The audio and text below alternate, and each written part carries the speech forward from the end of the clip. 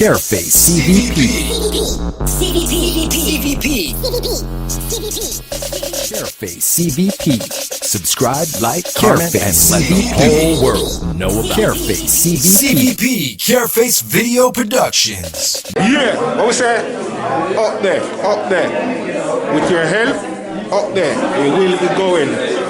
Don't know, inside of Studio M again, celebrating Masani birthday. Don't know, if you dig her up, you know.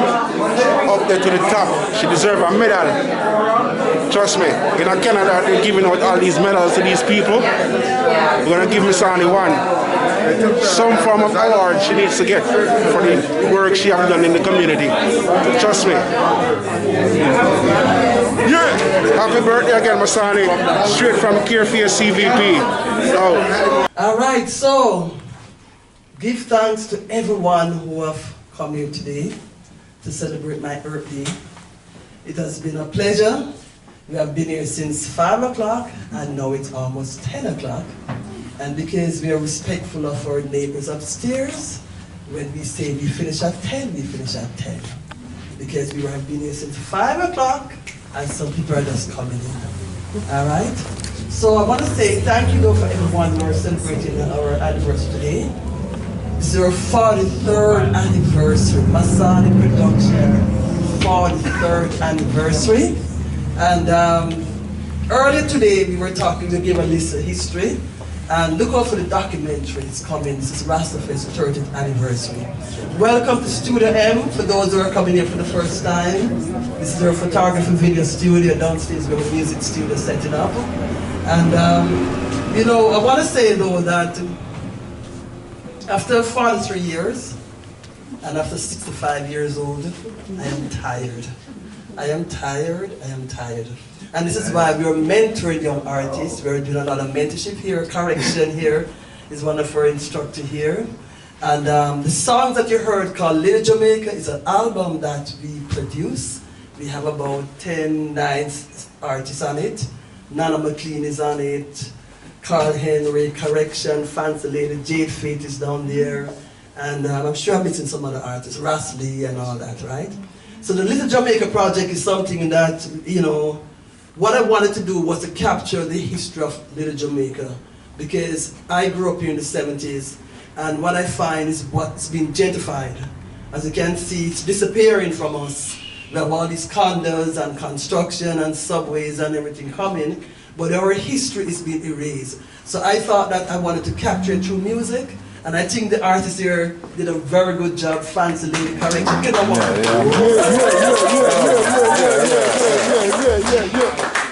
Yes. So anyway, so that's on the Studio M label, by the way, so we're producing them. Yes. And then now we have other projects happening. So apart from the album though, the next project we're working on is Rastafest Jamaica. There's a flyer around, there's flyers floating all over the place, the Rastafest Jamaica. So then we just finished Sistahfest 2 weeks ago, which was fantastic with Sister Carol, for those who were there, right? Saran, you were there, Chocolate, you were there, Miss Chocolate, you were there at the back there. You know, so those who were at Sistahfest, it was a fantastic show. Why still I see you there, you know, there. So now that we have finished Sistahfest, we have finished the anniversary, now we're on the way to Jamaica. So we have about 20 people going down. We have Reggae Diction Band. Jay Clear, where are you there? Jay Clear there. Reggae Diction Band is going down. I guess I've got to go now. I know you're going. It's like your third time coming with us. Yeah. And then we have a lot of artists going down as well. Fancy Lady, I know you're going, and Jade is going, and who else is going in the room? Donna McCain, I see you there. You just squeeze in there. So Donna is going, Carl is coming, and so many artists coming down with us, right? So here's the thing. So with Rastafest Jamaica, it's 6 days. It's gonna be May 27th, Emancipation Park. And on the Saturday, that's the Saturday, and the Sunday we have. Alright, so it's just a Rastafest Jamaica is our next project. And then for those who are interested in coming down, let us know. Because it's not just arts alone, you know, we want to carry down, you know, a nice Canadian, you know, delegation to the festival. This is our 7th time going to Jamaica, for those who did not know. Because we do something called Rastafari Showcase. So it's sponsored through Factor. The artists who are coming down are all sponsored by Factor. Bigger Factor, I have to be big them all the time. So Factor has been sponsored us for the last 7 years, right? The Little Jamaica project is sponsored through the Ontario Arts Council. I have to give them big up for that, right? And so what I want to say though is that Studio M is here. It's available for anything you want to do. On Blind, I know you do martial arts every Sunday. Martial arts every Sunday. You know, with Unblind. So it's available for any project you want to do. Correction, he did that program with the young girls, the Reggae boot camp program. So we do a lot of different projects, right? So again, give thanks for coming out and celebrating us. The party continues though next door. Stop. The party continues next door, 1672 Eglinton Avenue West. Who's going home? We're not going home yet. Yes, the Caribbean Love, 1602 Eglinton Avenue West is where we do our open mic every Friday night. Remember now, every Friday night we have Studio M open mic next door. We go from 9 o'clock to 2 o'clock in the morning. We showcase bands. And Papa Levi, you've been coming every Sunday, every Friday night. Simeon, I see you there, you've been coming, give thanks for your support. And all those artists who have been coming every Friday night at the Studio M open mic, at Caribbean Love, you know, we support, you know, we work together as a community. So Debbie is next door here. So I want everybody who would want to continue partying, I want to drink some wine and have some food, you know, go next door to 1602 Eglinton Avenue West, Caribbean Love, right? We're going to finish here at Studio M, and then, and again, the next time I see y'all, I hope it's in Jamaica, because I'm on my lead there. All right? Yeah. So, again, a big up Spanky, Foundation Sunday, Sarah and Molly Bliss. Molly Bliss is, what can I say about Molly Bliss? I gotta say something about Molly Bliss, because here's the thing. Every time, hold on a second, once you gotta hear this, I gotta say something about Molly Bliss, right? And it's part of our Rastafest history with Fire Guru. And every time I mention Fire Guru, I get chills, and I tell you why. And Molly Bliss know what I'm talking about, right? So, in the early stages of Rastafest, right? So we're talking Jane and Finch days. For 3 years, you know, we were building another studio, and we were having Rastafest at Jane and Finch before we went to Downview Park. There was a Rasta youth named Fire Guru. Every time I called Fire Guru, we bring about 10 other Rasta youth come. Molly Bliss was one of the Rasta youth which would come. Right, Molly? Real God.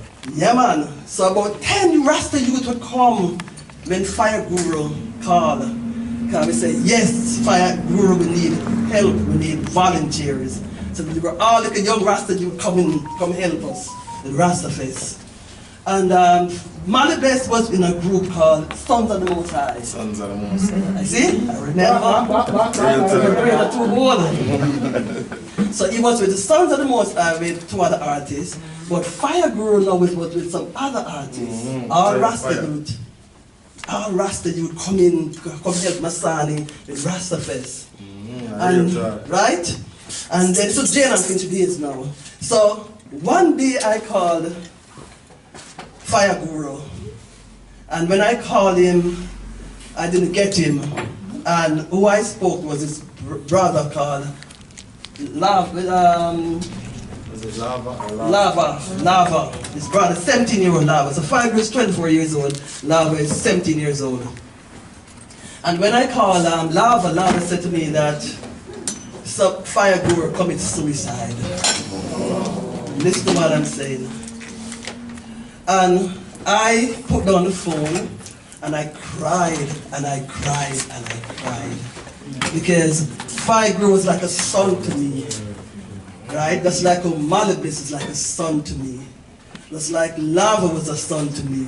It's like all those 10 Rasta youth who were coming to volunteer, they were like my sons, right? And when I heard that he committed suicide, I thought that I failed him, because I'm wondering, how on earth we did not see it coming, because that was his third attempt to commit suicide. When he committed suicide, he left a 4-year-old child behind. He was 24 years old. The reason why I'm telling you this story is because through Rastafest, we have mentored a lot of young people, like the Mali Bless and the Fire Group and all that.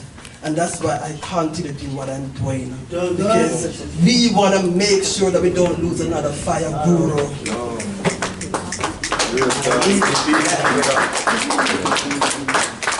So every time I see Mali Bless, I remember that piece of history with Fire Guru. Because I'm telling you that the young people there, they need our help. And I thought I failed him because we did not see that coming, right? So I want to say those special thanks though to the young people like Mali Bless and all the young people have been supporting us, because that's how Rastafest has been growing. All right? I don't want to end it on a negative note, but I thought I had to share that piece. Hold on, 1 second. Isn't that picture kind of look like him though? The picture behind you? Fire Guru? Yeah. No. No? No. No, all right. No. Fire Guru, yeah. For those who know Fire Guru at the time, you know Fire, yeah, see? So you know the story. I was there. You were there. This is the show that she's talking about. Exactly. They were there, they know what I'm talking about. So now you understand why I have to say this. Because you know what?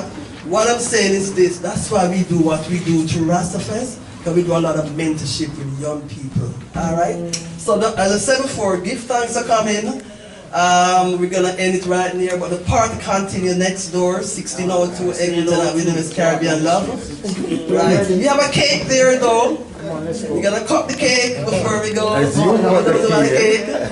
And again, we give thanks. Happy birthday to you, Masani. Thank you, thank you, thank you. Say your birthday, not done yet. Brought to you by Careface CVP. Subscribe, like, comment, and let the whole world know about us. Careface CVP.